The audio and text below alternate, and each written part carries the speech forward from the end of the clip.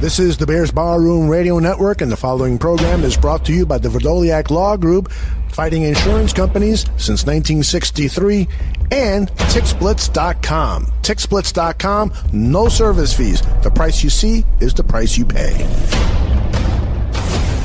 This is the Bears Barroom Radio Network. The following program is recorded live and intended for all audiences. Radio is scripted now. We just come up with it. We don't use computers. We don't rehearse. We're going to talk about this next. We're going to talk about them. We're going to talk about the Bulls. And then we're going to have Brad Biggs on. And then we're going to have all this. No. If you don't know what you're going to talk about in the top of your head before a show, you shouldn't be in the business. I don't know what you got. I feel like Vince Vaughn in a couple's retreat. The Sharks are circling. Old school, baby! You're listening to the Mike North Advantage, and it begins right now. That's right. The Mike North Advantage starts right now. I am Aldo Gandia, Mike's wingman. And on this Friday edition of the Mike North Advantage, we will talk a little baseball, basketball, hockey, and football. All four sports in one show. How are we going to do that? We're going to do it quickly, and we're going to do it right now with Mike North. How are you, my friend? Oh, this is right up my alley. First of all, I'm doing great, Aldo. Good to talk to you again. Danny Lee, the former owner of the Score, said, every host had a certain sport he was strong at. Mike was strong at them all, and guess what? We're going to have that today. Got to tell you, you know what? We had a show last week. Forget about it. I'm telling you, if I'm trying to beat that show, I have once said, I don't know if you can do perfection on talk radio, but Aldo and I did it. In fact, I heard from a couple people that are in radio. One guy said, man, the podcast, that was as good as it gets. And I said, boy, that'd be nice if that was on the radio or something. He goes, a little dangerous. Little dangerous. It was true. It was soulful. It was filled with everything from controversy to hijinks. That's what we do. That was Gone with the Wind with Gable. That was the Elvis comeback special in 1968. That's what Aldo and I accomplished last week. Period. End of story.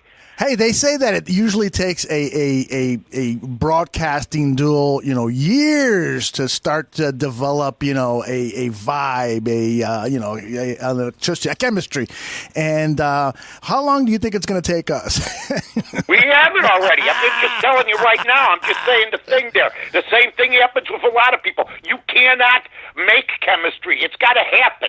You can't put two people together and go, this sounds good, even though they've never even met each other. Hey, I made a hire today. This guy's coming in from over here. That guy's coming in from over there. Andy Furman and I had great chemistry. The problem was, at the first, you didn't know if it was going to work out because he did his show out of Cincinnati. I did my show out of Chicago, and the rest is history. Same thing with us. We don't even see each other. People think we're right next to each other. If you do have an ISDN line, like I did in Cincinnati, like Andy and I did, him from Cincinnati, me from Chicago, Aldo. But this is great. I love the phone. It doesn't matter. It's called communication, and it's not how it sounds, okay? It's not how. It's what's actually the content of that sound. How did you meet Andy before you guys did your first show? No. Really? We didn't meet for about 6-7 months. Wow. But he's exactly like I pictured him almost. You can almost tell. Sometimes you got a guy completely wrong from voice. Andy, I thought, you know what, he looks, and plus you could just look up people now on the internet. Right. But, I purposely didn't look him up for about a month because, you know what, I don't want the chemistry to be changed or altered by anything.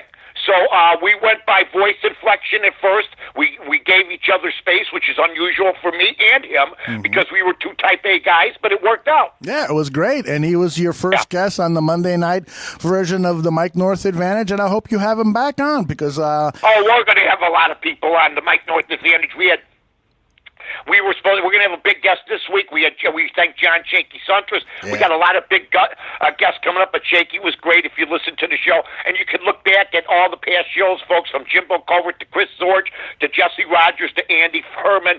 And I got that rhythm again just like Friday. I'm getting a little worried. Can it be like Johnny Vandermeer's 2 no-hitters in a row? I'm not sure. We're going to try to get it done. That's awesome. Yeah, you can find all of our shows over on iTunes, the entire collection collection is there. You can go over to podbean.com. Just hit the Bears Barroom Radio Network in your search bar, and the catalog of all of our shows, not only the Mike North Advantage, but everything we do here at the Barroom will be there. Oh, you better plug everybody. I don't want anybody slighted. They'll be climbing over my walls like in Scarface, coming to get me. Plug everybody, for God's sake. I don't want anybody. The egos are out of control in any kind of media. It doesn't matter if it's podcasting, doesn't matter if it's radio. Just plug everybody out of all the shows. I gotta plug them all. Bears are live with Draft Dr. Phil, Bears 100 Proof, the Buffon 55. We've got so many shows, I forget their names. That's right. I mean, there's a lot of good stuff out there. Check them out. Everybody's great. Excellent. Now, we have got to start the show talking about... I got so much sugar. If you have diabetes, you're in trouble. I'm so sugary so early. Now, you drink about, 7, 8 cups of coffee? You put sugar in every one of them? No, I don't do sugar. Oh, okay. I feel, but I'm talking so sugary, nice. Okay. Something that people. I look. I'm a nice guy. That's what I am. But sometimes things get me riled. That's all. Riled. I like it. Well, there's a lot of people. Riled up. There's a lot of people riled up about this Bryce Harper contract that he signed. What is it? $330 million over 13 seasons. I got a clip here of David Sampson over at CBS. He's their Major League Baseball analyst, and he claims that Scott Boras promised his client a hell of a lot of money, much more than anybody else was getting, and this is how it transpired. There was never a West Coast preference. This was always and only about money. And I've said it to you guys from the beginning for the past year. Boras promised Harper he would beat Stanton. They were waiting, and no one was beating him. So they drummed up the interest with L.A. That didn't work. Then they had to make San Francisco interested and pretend San Francisco had a 10-year deal. At the end of the day, Philadelphia bailed out Scott Boras and completely overpaid for Bryce Harper, and Boras got what he wanted yet again. Scott Boras has to be the best agent, because even when the chips are against him, he figures out a way to get his client what he wants, huh? Well, he gets $300 million, but over 13 years, which is $27 million a year. I'm happy for the money. But, I mean, there were people even on Twitter last year, baseball experts, saying he was going to get 40. This is a save-your-face contract. 13 years with that tool? Are you kidding me? I mean, nobody's even bringing that up. This guy got in fights with managers, with pitchers, Max Scherzer. They say he's competitive, yet he doesn't hustle all the time. And when he does hustle, he's great, but he doesn't do it like Pete Rose all the time. Mm-hmm. It's about him. Did you notice he didn't talk about, I want to be here or there. Mm-hmm. I just will sign with anybody that gives me the most money. It doesn't matter. And this is a guy that is going to have to come in now in the harshest town in America, where Ryan Howard and other Phillies and people like Philadelphia Flyers, the 76ers, a lot of them have been booed out of their arenas. I mean, Donovan McNabb, Mike Schmidt. If this kid doesn't deliver, I don't think it's going to be a 13-year deal anyway. I think he's going to be like Scottie Pippen. Jerry Reinsdorf warned Scottie Pippen. It's not about security. It's a bad deal for you to sign a 7-year deal with me. And Pippen didn't listen to him. And then 2 years later, Pippen's crying he signed a bad deal. And Reinsdorf held him to it, and Pippen always brought it up how bad the deal was that Pippen was warned against. Mm-hmm. This is the same thing with this. The Phillies, I agree with that guy 100%. It's a bad signing, and signing Bryce Harper brings you as much negativity as positivity. Now, there is one thing about the deal. There is no opt-out for Harper, so he is committed to Philadelphia, just like Philadelphia is committed to him for these 13 years. Do you think that adds some different complexion to this deal? You know he could do stuff down the line that will want him to want out. Yeah. I mean, it doesn't matter what they're saying. Scottie Pippen, like I just said, started bitching and moaning after year two. Mm-hmm. There's other guys that have done the same thing. They get out of deals. They try to waive no trade clauses. What's today's great contract? By the way, this isn't even a great deal. But Boras, the Eagle, to get better than Stanton, That's it? That's all that's in your shallow, hollow existence to make more money than that guy? Are you better now? You're not winning anything with Philadelphia. Have you checked their pitching lately? It's okay. But you're not the be-all, end-all, my friend.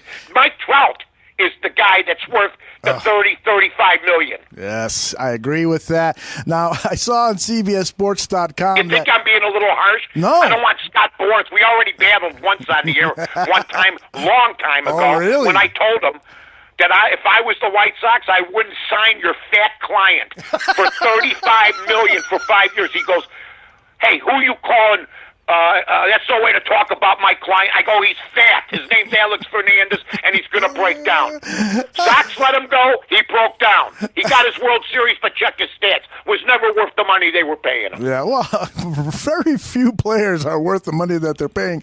And check this out over at CBSSports.com.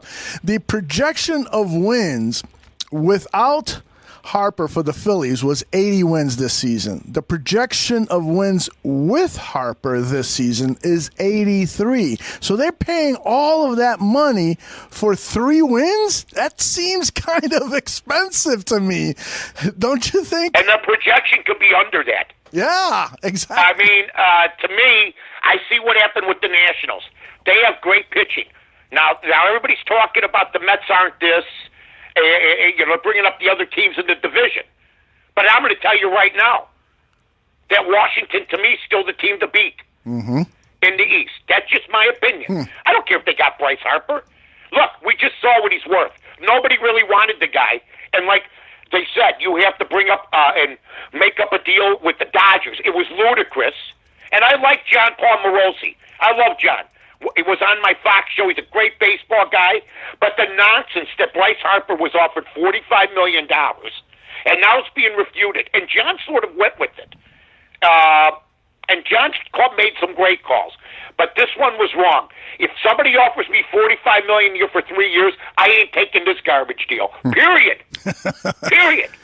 Santucci in the chat room reminds us that the Sox could have drafted Mike Trout. Instead, they drafted a kid known for running into the center field wall instead of Trout, who went 1 pick later. Ouch! Well, who's the guy that runs into the center field wall? Yeah, I'm trying to get in. 10 of them. Why don't you be more specific? Because I can think of 15. From Brian Anderson, probably maybe him, I don't know.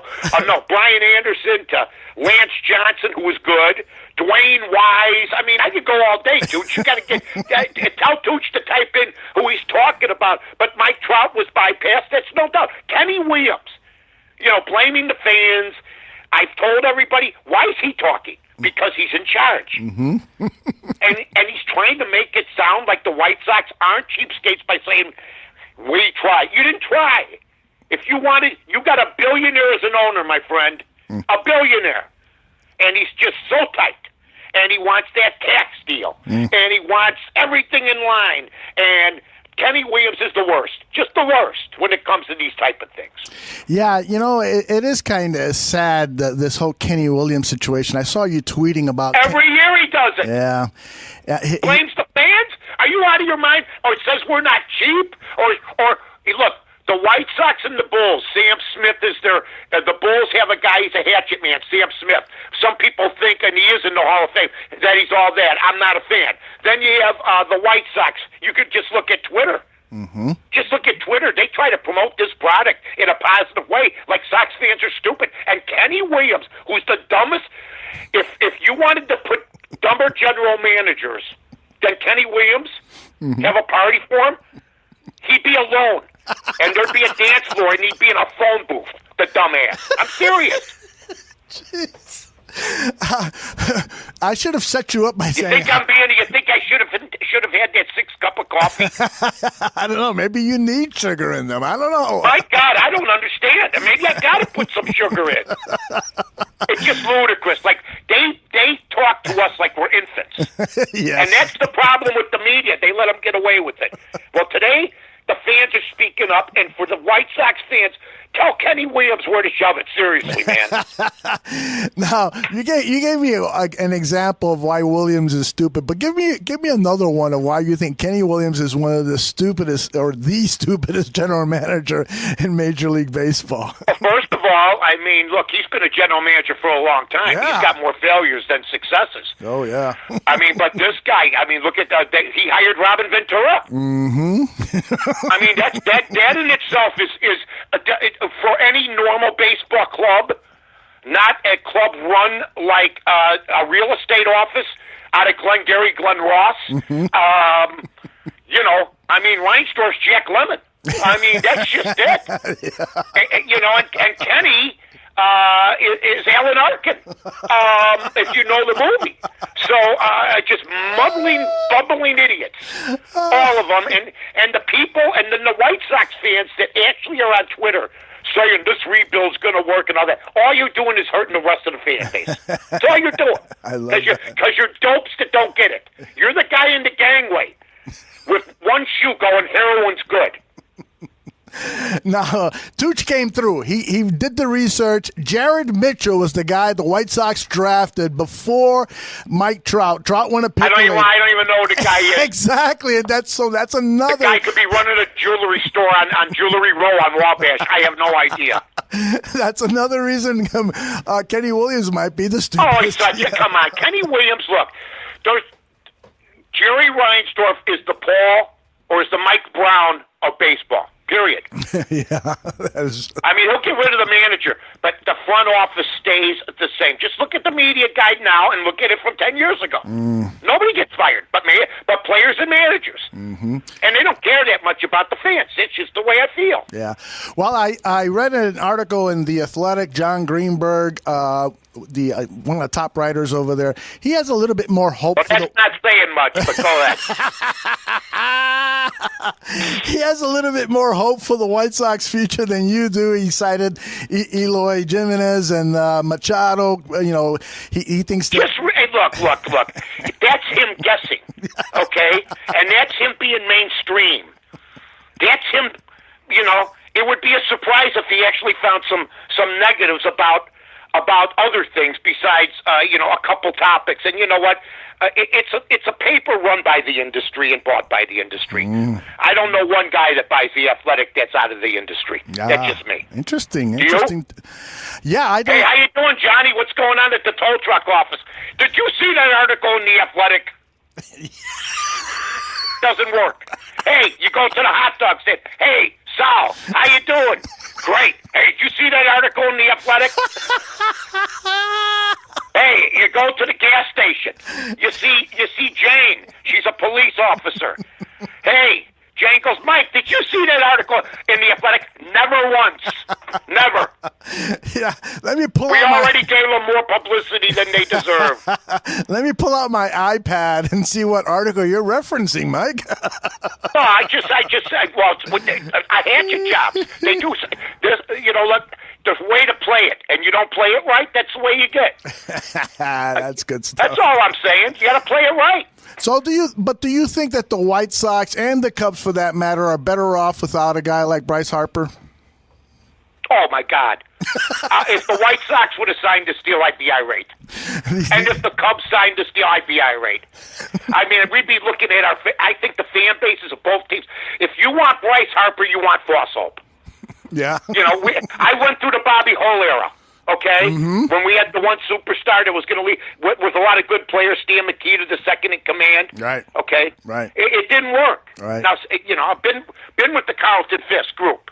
Mm-hmm. I mean, this is history. Look, it's not that Bryce Harper won't help the Sox. The Sox won't help him. Mm-hmm. Just like the Sox wouldn't help Chris Sale. Yeah. Just like the Sox don't help. You know what I'm saying? Yeah. So it's not the player. I don't think the players don't realize it. Mm-hmm. So if I go there, I mean, when I'm hearing that Abreu is an untouchable maybe and wants a long-term deal, I'm going, are you kidding me? We're supposed to be in a rebuilding phase? He's already getting old. I'm not saying he can't hit. Right. He's probably going to be a career DH for us after he leaves first, and that's fine. The DH is the key here. Because if Bryce Harper's going to stay with Philadelphia, then he's going to end up being a DH if the rules put into the National League. This is probably, I can't believe we're doing back-to-back great shows. We're off to a great start, that's for sure. Oh, my God. Now, more bad news. Send the oxygen in, please. Bring the tank right here. Yeah, I'll have a little, too. Thanks. Yeah, well, Aldo wants some oxygen, too. Thank you. I'm laughing too much.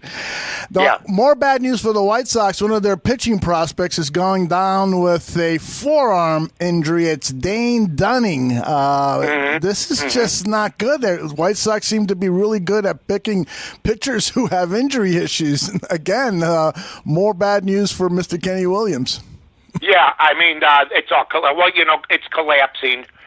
As far as their prospects, they've had a lot of prospects hurt already. Kopech, he's hurt. Right. You've got other guys pull up lame. Right. And they're not even in the majors yet. And they're already experiencing injury problems. Look at the Sox injuries. It's not pretty, folks, for their prospects. That's worrisome. Not a good sign. That's not. I mean, where are the Cubs if Anthony Rizzo is constantly racked with injuries? Or Chris Bryant? I mean, he had a bad shoulder last year, but you imagine Chris Bryant being hurt in the minor leagues? Mm-hmm. Yep. So they just have either bad training methods, which the Bulls used to have, or it's just bad luck, and it's bad karma in that organization. You got people that aren't really what you would say good people running things. That's just the way it is. Yeah. Now, we were when we had Jesse Rogers on your Monday night show a couple of weeks back.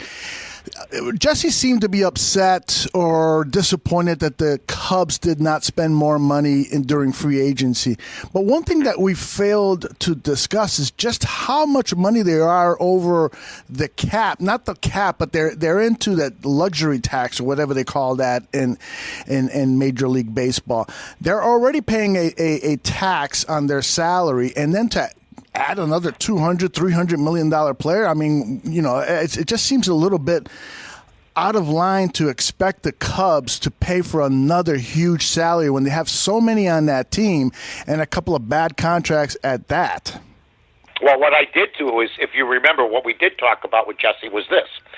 We didn't bring up how much they were over this or over that. Right. We brought up that, and what I told Jesse was, I think you're wrong on this one. Right.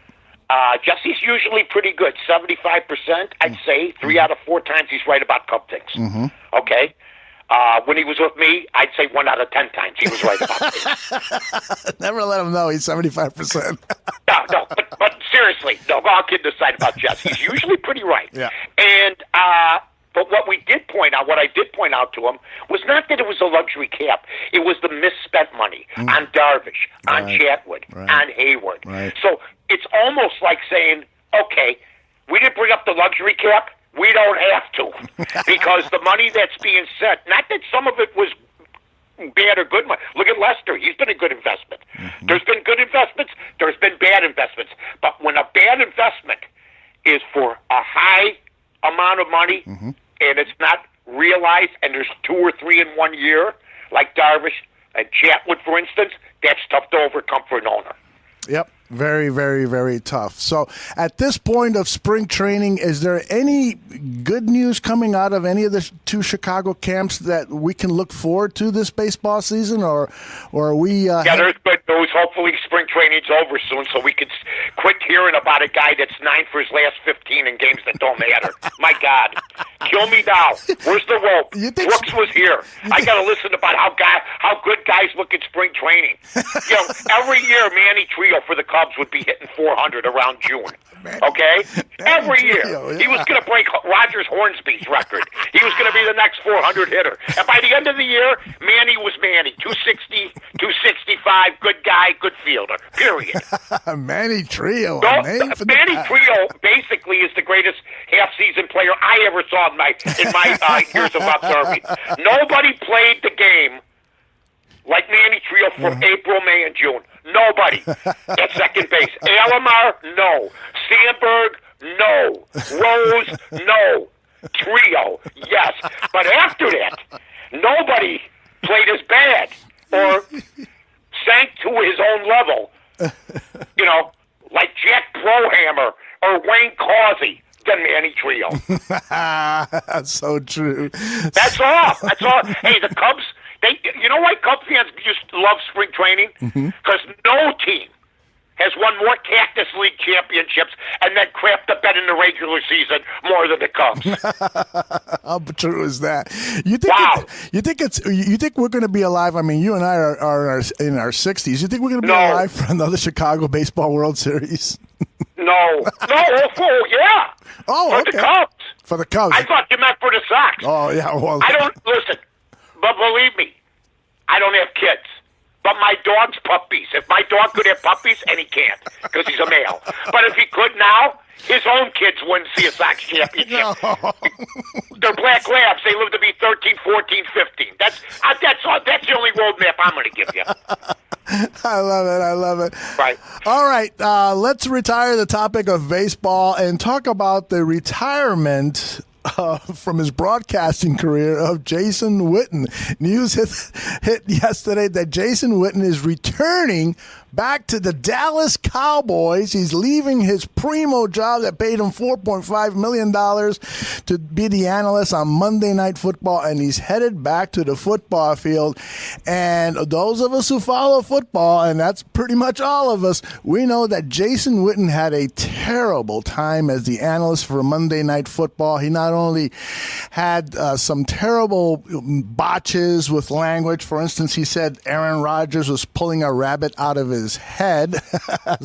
And then he would also go into these long stretches where he just wouldn't say anything. In fact, I found this clip of him expected to analyze after a play, but instead we got a long amount of silence. So bear with me here. This is about 20 seconds.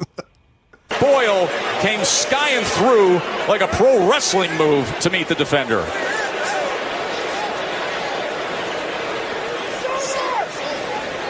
Jason, where are you? Jason! Wow. Boyle goes 6'4", 270. Let me tell you something. It was a bad hire from the beginning. Yes. Why you would hire somebody like this, I don't know. I think Romo is overrated because he did have a great game, the game before the Super Bowl. But he had a horrible Super Bowl. So I think he's very good. I think he's going to be better. I don't think he's the best. I think Aikman's probably the best right now. But Witten's not in any of those guys' categories. They're all pretty decent. And it was a mistake to hire him. And now the Dallas Cowboys are signing up for $3.5 million, and I don't know. And then I'm hearing, because nobody wants to say, first of all, that the writing was on the wall for him to get out of there. So this was his choice, but it wasn't looking good. He didn't like his role. I give him credit. But, okay, so with bonuses and everything, you can go back to football and get a little bit more money than you were making as a broadcaster. Well, yeah. And then be a coach. And now I'm hearing he's going to be the next head coach of the Cowboys.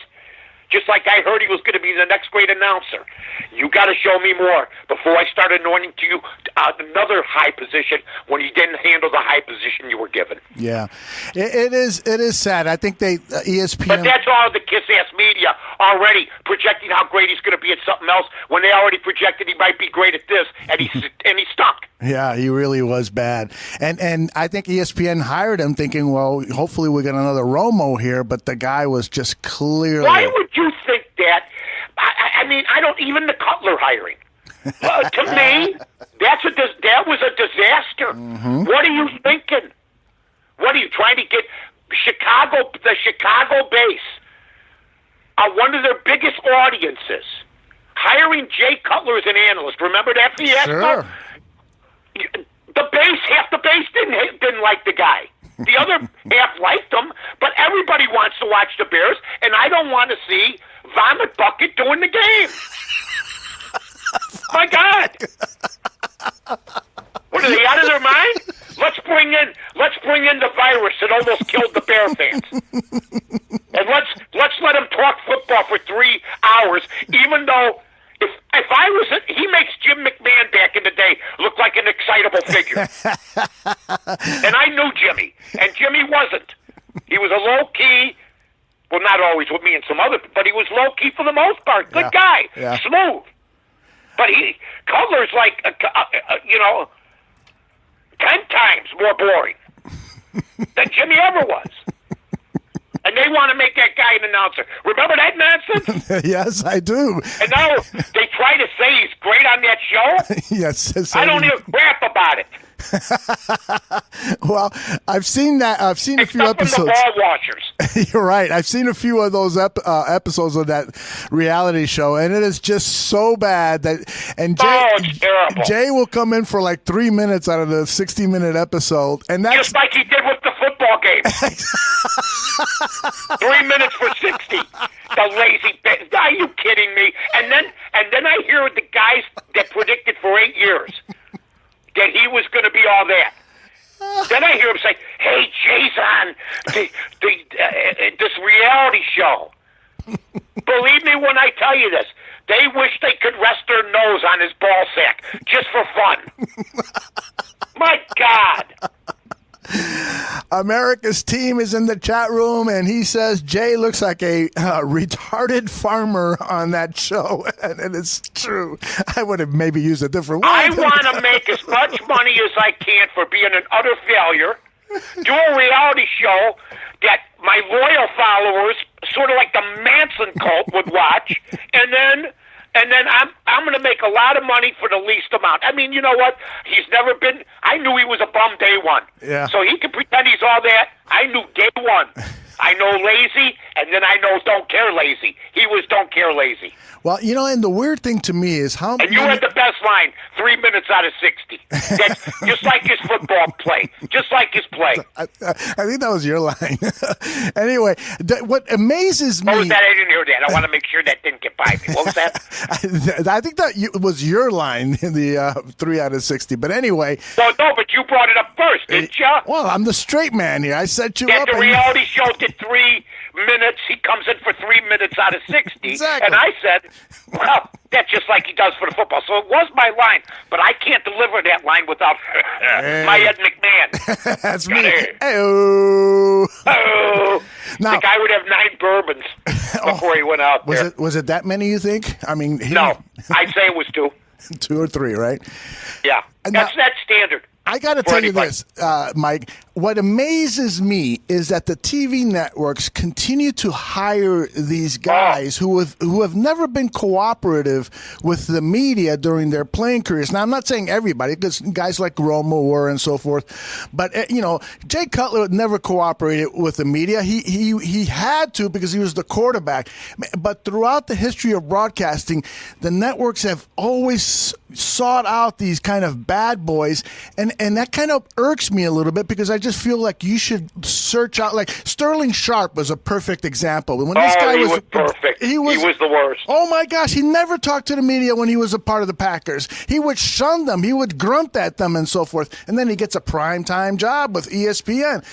Me and Jig had him on when he was a player one time. It was an okay interview. It was promoting a product. And it was okay, but it was promoting a product. You couldn't get him for the most part any other time. Now, I will also say this, that there are some guys, even though I may not think they're that good, I understand the hire maybe, and I've grown to that realization, with Randy Moss. Okay? I get it. I understand, and I think he's got more cachet with younger guys that like football, the video guys and everything else, right. The e-gamers. I think he's got that appeal. I think he's got that rebelliousness to his appeal. But now Charles Woodson's gone from ESPN, so he's moved on. I thought that sometimes you to do a wholesale change instead of one at a time or 2 at a time, I think is a detriment. Because then basically you're starting off all on the same level. And I think there's got to be a little leadership. And if most of you are starting at the same time, and I'm not talking about Susie Colbert. She's very good, I think. I think so, too. It's the 4 people that are all newer. Steve Young tries to bring it along, but he's not a guy that's going to lead. Steve is there to do his job. So it's interesting to watch how certain dynamics, very highly educated TV people try to make, and then they're completely wrong. Who are some of your favorite Chicago sports broadcasters over time, Mike? Jack Brickhouse, easy. Oh, hey! He was great. Whee! Yeah. Yeah. He'd go, Jack Brickhouse, to me, never missed. Mm-hmm. I hear how this one guy, Pat Hughes, is a legend. He doesn't even do the whole game. How are you a legend?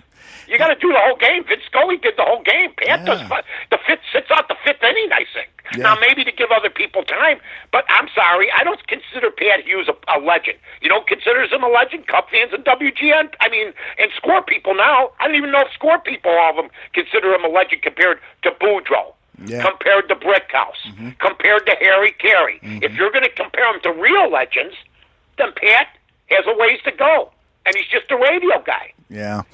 Carey was both. Brickhouse was both.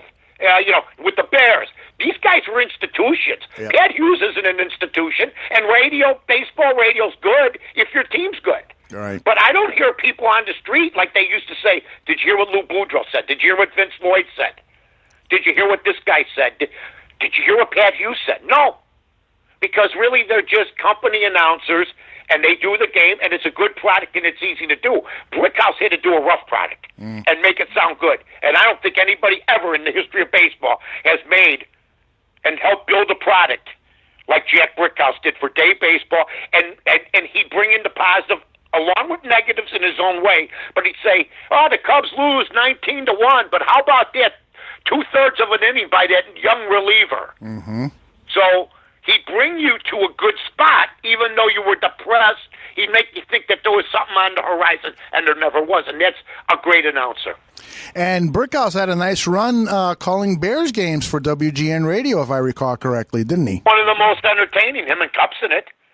Right. Jack Brickhouse would say, here's Ronnie Bo, he gets the ball from the backfield, he greets, he grinds, he calls, he breaks away for 2 yards.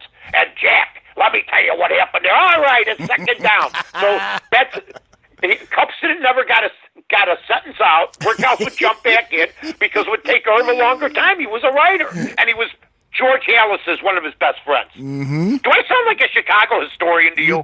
You do. And do I sound like the Bears' unofficial historian? I don't want to be sued. I don't want to say official. That's right. My God, I don't need to be sued by them. Well, the offer is still out there, right? Haven't you told the Chicago Bears you'd be happy to be employed as their historian for $100K? Bring me in with all your wizards, even the McCaskey family, and let's talk Bear football. That would be awesome. Let's talk Bear football. Video conference it around Chicago. Me, Mike McCaskey, George, bring in a couple other historians, and let's go. That would be awesome to see Mike North. Let's go. See Mike North. They have their biggest audience on the Bears Network, wherever the hell that is. Mike North is the historian of the Chicago Bears, and in between historical tidbits, he does criticism of the management of the Chicago Bears. Well, no, I wouldn't do that. That would be fun. I wouldn't do that because here's what people don't understand. Okay. I love the Bears. That's why I know all about the Bears. Yeah. You don't love something and then don't follow it. I love the Bears. Mm-hmm. I have no axe to grind with the McCaskey family, except this wasn't the plan. It ended up this way. It hasn't been a good run for the most part. Mm-hmm. It's stronger now. I'm very happy with Ryan Pace, Matt Nagy. I joined Bears Barroom because the Bears appealed to me. Mm-hmm. I wouldn't join Cubs Barroom. I wouldn't join Sox Barroom or Hawks Barroom. Mm-hmm. Or Bulls Barroom, which is a little cart that they wheel around with 4 bottles of bourbon on it. Okay? No doubt. They don't with a crooked wheel. So I love the Bears. And you know what? When you're working for them, you can't blast the management. But that's what would stop them from hiring me because of what I've said about them. So I get it all. But I've won 2 Emmy Awards. How did I do that? Because I didn't do the same thing on TV that I did on radio when I did sports. Come on, Bears. Forgive and forget. Now, speaking of the Bears, I got a clip here. If they could shoot a rocket into my house and look the other way, they'd say, what the hell is that? And it would be blue and orange. How do you know it was us? I got a clip here of Matt Nagy on the NFL Network, their Good Morning Football show, and I think you're going to like what you hear from Matt Nagy. He talks a little bit about how they took the loss after the Philadelphia Eagles wildcard game, and this is Nagy talking about the team and the future. Well, we've said it from day one, and that's to win the Super Bowl. That's our goal, and there's a lot that goes into that, and it's so challenging. When we got into the locker room after the Eagles game, one of my messages to the team was that in the end, there's only one team that's going to be truly happy with what they did this year, and it just so happened to be the Patriots. So just knowing that, and then having the exit interviews with our players and seeing how excited they were before they took off for the offseason here to get back at it, and how hungry they were, and how much they believed in. Jesus. All right. All he had to say is we're going to get rid of Cody Parkey. That's all he had to say. That's all the guy. When was the study? Our plan was to improve by getting rid of Cody Parkey. We're going to have a better kicker and win the playoff games next year. We don't need all the other BS, right? That's so true. We just went through was he John Houseman now? You earned it. No, I didn't earn you to babble on. I love Matt Nagy. But I got to tell Matt, you should have just said, we got rid of the cancer. Next year, we're winning those games. We're going to have a better kicker. See everybody at the Super Bowl. That's all. That's it. But God. We got to fill in our show, Mike. I understand, but my God. You know what? Add some arsenic to my steak. I love the guy. Look, I'm excited. I'm excited about the Bears. I am, man. I'm excited about the Bears. I'm excited about the Cubs. I am. And if I wasn't, believe me, people would know it. I am excited. I like the fact that they're talking that Chase Daniel is going to be like, they talked yesterday like Chase Daniel was Brady. He's never leaving. He's going to stay with us. I had to look and see that it said Chase Daniel. Okay? That they meant Chase Daniel and didn't mean Big Ben or Eli, who's coming back. And I would do the same thing, but Giants fans aren't happy about that. But that's good because the great Packer teams, whenever Bart Starr would get nicked up, and believe me, back then every quarterback got nicked up, Zeke Bratkowski would be the quarterback. All the good teams always had a reliable second string. Yeah. Johnny Unitas had a guy named Gary Quazzo. Right. The second string quarterbacks would sit and hold that clipboard, but practice as much as the first string guys, and they'd be capable. Don Strock with Marino. Guys like that would fill the bill, but not for a long period of time. A game or two. Right. Very, very true. Earl Morrow. Remember Earl Morrow with the Colts? Greatest second string quarterback that ever lived. And when that guy there, he wins he crapped the bed with the Colts. Right. I mean, that thing there, that made Namath, that made the AFL, that made the merger. Earl Morrow's a hero. Yep. If you really look at it now. Yeah, I used to get him in football cards. I always thought he was a great quarterback. Yep. Then he went Miami, did good too. So I really had a lot of respect for Earl Morrow. And if there was free agency back then, he would have been a top free agent quarterback that would have garnered a lot of money. Mike North, you are a hero in the sports handicap business, and it is time to get your picks for this week. Oh, baby. I love the music. It's our national anthem, as you know. I'm 16-4. Listen, I want people to just check this out. You don't have to buy my picks. I get a nice check from Jeff Allen and crew every month. Well, really every 3 months. A nice check. They pay quarterly, like there's Smith Barney. And what's great is I'm 16-4 in my last 20 games. So if you want to pay $25, jump in. Nice. For a pick and see what happens. Or listen to Bears Barroom. Or during football season, the Sun Times. Sooner or later, somebody, I don't care who it is. I don't care if it's the BBC. I don't care if it's WTTW. I don't care if it's ESPN 1000. I don't care if it's WLS. Somebody, anybody. If you want automatic winners, we're the pick us up at Bears Barroom. That's very right. simple. That's right, right. Aldo? Am I being wrong? I'm being very truthful about this. You are actually being very humble, Mike. I mean, listen to this. I went 18-1-1 the first 5 weeks of the show. I put my reputation on the line with Aldo. He laughed behind my back. They ridiculed me at private meetings and pubs. They said he'll never be that good. And then what did I do? 18-1-1. And then the antennas started going up. Look, let me tell you something. There's 3 things in sports that have been better than that, okay? Mm-hmm. And that's it, okay? Ted Williams hit 400. He's the last 400 hitter. Will Chamberlain scored 100 points in the game. Mm-hmm. Make no mistake about it. Mm-hmm. Warren Spahn won 300 and over 50 games, and he won 20 games as a 40-year-old. Wow. And I won 18-1-1 this year. Nice. Those are the 4 feats. And Babe Ruth hit 60 homers back when people had 29. Those are your top 5 sports feats of all time. Yeah, I like Nobody that. goes 18-1-1. That's all I'm going to say. You're on that Mount Rushmore of sports heroes. Oh, well, not heroes. Believe me, I don't want the statue being torn down. You know what I'm saying, my friend? A lot of egg marks on it. Yeah, I prefer a portrait There you in go. the home of my own home. Okay. All right, Aldo, here we go. All righty. Now, Aldo's going, just get to the damn thing, Give me a please. pick, Dear Lord. please. This is nonsense. You're promoting yourself. You're nothing but you embarrass yourself if you're slow. You're plugging and everything else. I understand that. And I could become overbearing. But it's worth the price of admission. We're Absolutely. 6-2, folks. Now, I'm going to give a game right now. Okay. That it involves 2 schools that they'd throw me off campus. If I even walked on their campus. Okay? Okay. As everybody knows, Friday in the NFL is good for us. Mm-hmm. You know, we go over our bear picks and everything else. And in other sports. But when you do only a once-a-week show like this, well, really we do Monday with the advantage, which is fine. Mm-hmm. Okay, for basketball, especially where I'm strong right now, NCAA, it's called, can I have that last grape that's on your plate? Okay? Okay. You haven't had anything to eat. This is what you got. We have Columbia versus Brown tonight. Wow. I don't know where they are. I don't know where they're at.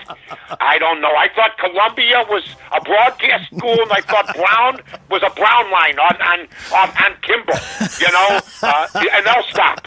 Okay?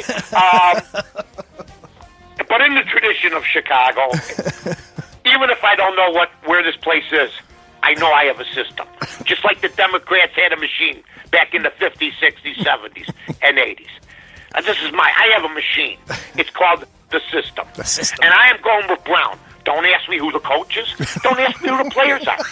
Don't ask me who their mascot is. Because I just don't know. Here's what I do know. I'm 6-2, and Aldo will tell you this. We don't know where half these schools are. We don't know where Davidson is. No. We don't. And we don't want to know.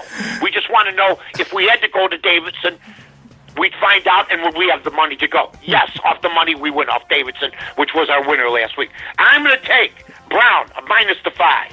Brown minus the Columbia. 5. Hey, check this out, Mike. We have in the chat room a Brown graduate, Jerry64. How about it? Now, he can tell us where Brown is. And actually, yeah, that would be nice. It's in Providence. Nice. Nice. Providence what, Rhode Island? I don't know. He didn't say that. Providence, Connecticut? Where the hell is it? Providence, Montana? I don't know. Tell him the answer. He's typing something, and it takes these Brown graduates a little while. He's telling us. Brown graduates are guys that couldn't get into Yale. Rhode Island, Tooch comes to the There you rescue. go. Well, tonight they got Columbia, but that's not it. Okay. Brown's going to win. Tell your guy Brown's going to win. We thank him for the information. Thank you, Brown. Thank you, Now, Tooch, and last thank you, week Jerry. I disparaged the school. I didn't mean to. Rhode Island. I said the home of Lamar Odom, where on a bad day he'd have a pint bottle of whiskey in his back pocket. Okay? That's a good day for me. And there's no doubt in my mind that in certain events, certain evenings maybe, he maybe had the wrong room. But there were some doorknobs that were jiggled in the middle of the night. That's all I'll say. That being said, we have Dayton versus Rhode Island tonight. And I probably made the Rhode Island people feel bad last week because I said Davidson's going to whip your ass. And I think they did. So, Yes, they did. but this week, they're not. They heard my cries. Wow. They know they have to be known for more than Lamar Odom. They know that Jim Herrick, when he was sinking to the depths of what every great coach at UCLA usually does, including John Wooden, cheating. Okay, and he ended up in Rhode Island. Take Rhode Island. This will not be on their video for new students. Yeah, no. No. Believe me when I tell you this. They hear about... I'm just being truthful. Give me Rhode Island, though, to play Dayton, and Rhode Island getting to 7. So, we have Rhode Island plus 7. Right. We have...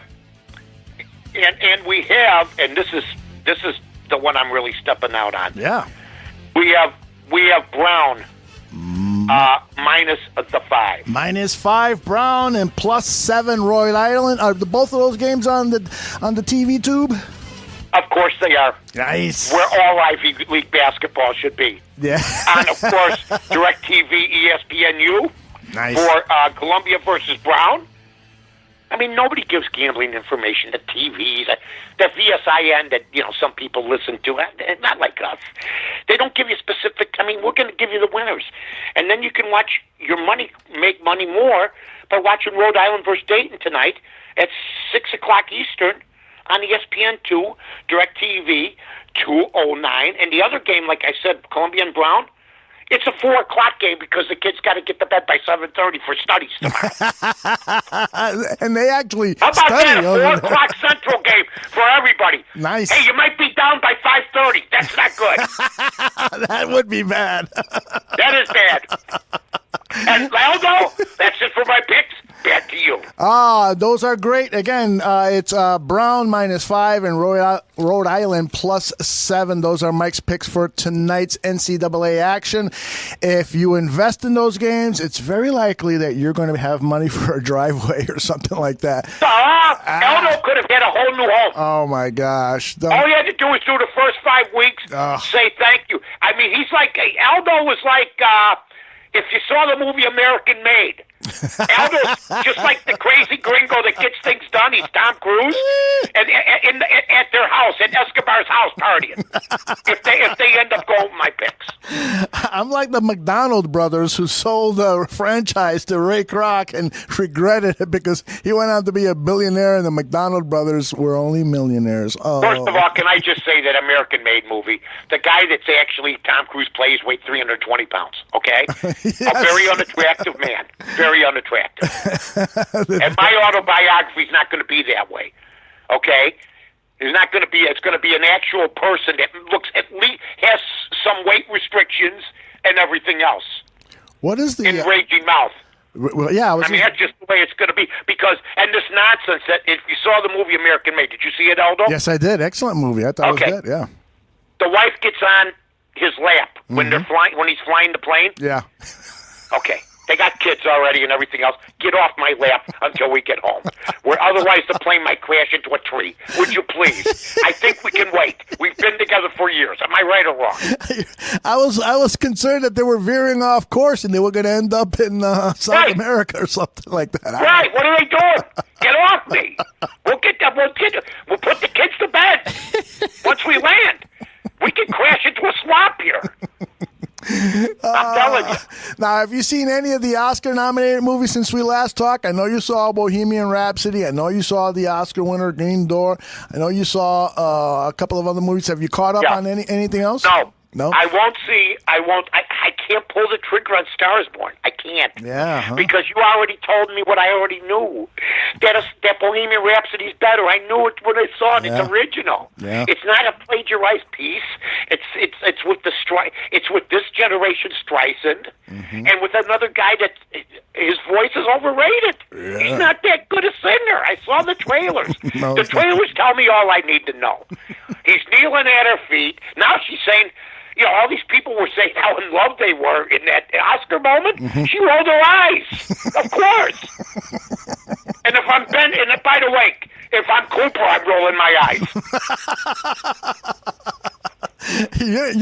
You're not a fan of the way Gaga looks, huh? I like the way. Look. There's someone for everybody. She's not my type. Okay? You know what I mean? I didn't even know what she looked like the first 5 years. She's always in masks and coming in on eggs and everything else. I didn't even know what she looked like. She's the only woman I go on the internet, look her up on Wikipedia, right? Right. I look at all her pictures, and then I get done, and BB goes, "What were you doing?" I go, "I was looking at pictures of Gaga." She goes, "Oh, what does she look like?" I go, "I don't know." I just don't get it. I'm also laughing here. I'm getting double jokes here.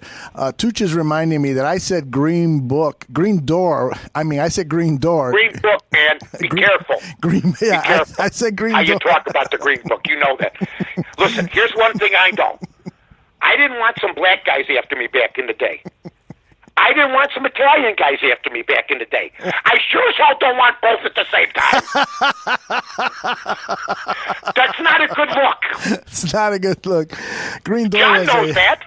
Green Door was a porno movie with Marilyn Chambers or something like that. Behind really? That's what a wonderful woman. We're all quite fond of her, Marilyn Chambers. Marilyn Chambers. But I was a Seika guy. Oh, yeah. Now, if anybody remembers Seika, look up Seika from the 60s and 70s. And I know Seika. And I used to see Seika on Rush Street. Big Cubs fan. Nice lady. Big Cubs fan, right? Seika, S-E-K-A. Yeah, very wonderful lady. Nice. Used to hang out at Gibson's every so often. I'd see her there. Mm-hmm. I mean, to me, it's like Willie Mays walking in. Oh. Seika walking in. She's been married a while now.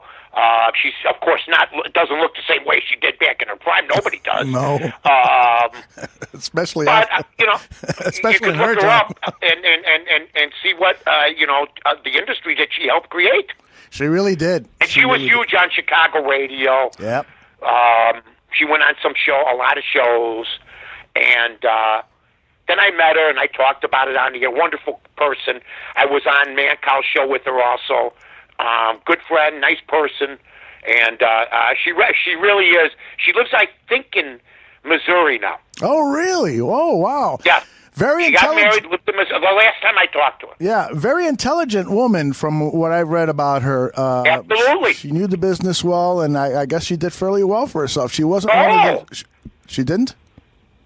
Oh, of course. Oh, okay, good. She did. Let me tell you something. Even now, if she wasn't married, and if Seika walked into a bar, she could leave with somebody. Wow, good for her. Wow. Well, no, you just know it's Seika. Look, Angie Dickinson is 200 pounds maybe now, or 160. She's lost weight, but she got a little big for a while. But it's still Angie Dickinson. The former star of Policewoman on NBC, Angie Dickinson. Wonderful. Classic Hollywood, was in John Wayne, everything. Angie Dickinson's had a great career, loves playing poker. But if a guy knew Angie Dickinson, I don't care what she looks like now, how old she is, if a guy goes up to her at a bar and she takes him home, that's a feather in his cap. Yeah, absolutely. Right? I'd say. Hey, I was with Angie Dickinson last night. I don't care if it's 2018. Well, there are stories that right? Angie Dickinson went home with a lot of guys. Nah, I don't know anything. I know is that Angie Dickinson doesn't talk about it, though. That's the key. Yeah, she's. She never is divulged. That's a woman. Yes. That's the key there. Anything she did, she wanted to do. And that's the way it was back then. And guys did the same thing. So it's a different type of situation. Yeah, nowadays you see video. Although you had situations with Weinstein, Oh, gosh. It still goes on. Jeez, yeah. Yeah, what a nutcase. What nowadays you see? I don't even know how you suggest that. Yeah, I don't know either. I don't know how we got on this topic. Yeah, let's get off. Let's talk bear football after. Well, you and I have some work to do. We're going to talk autobiography, which is what we do after. What are we on today, Kay? H-I-J-K. K. Yes. Yeah, we did Jagbag. That's right. I can't wait to find out Last week, journalism, Jiggets. Yeah, that was good. Oh, don't give it away. So we got to do it. I don't even know what we haven't done B yet for BB. Yes. We haven't done B. I know we have Q. It's going to be questions and answers. That was a good suggestion. Unless I come up with something that's completely we didn't think about, but I don't think we will. Right. And so there's a couple big ones we still got to do. But K, I got to think about that. All right. What would K be? Well, you better think quickly because our session starts in about 20 minutes. Well, can't be kind. I got that out of there. Let's see. Let's see here. K's a tough one. I'll come up kindergarten. I flunked that almost. My years in kindergarten. That'll be about a three-word chapter. Take nap. Take a nap. Shut up, kid. See you next week. Take a nap. See you next week, Kate. We're resting. Take a nap. Kindergarten. Mike North, I you love are you, the brother. greatest of all time. Say goodbye to your friends. Did we do another great show again? I'll tell you what. Get those picked. Everybody in the chat room is highly satisfied and very pleased with our Friday edition of the Mike North Advantage. They're still in their underwear. I know I am. I got a pair of pants on, but I'm bare-chested right now. Whoa, you hear that, ladies? I know. Are you kidding me? It's like E.T. in the swamp. I'm ready to throw up in my mouth. All right. So long, everybody!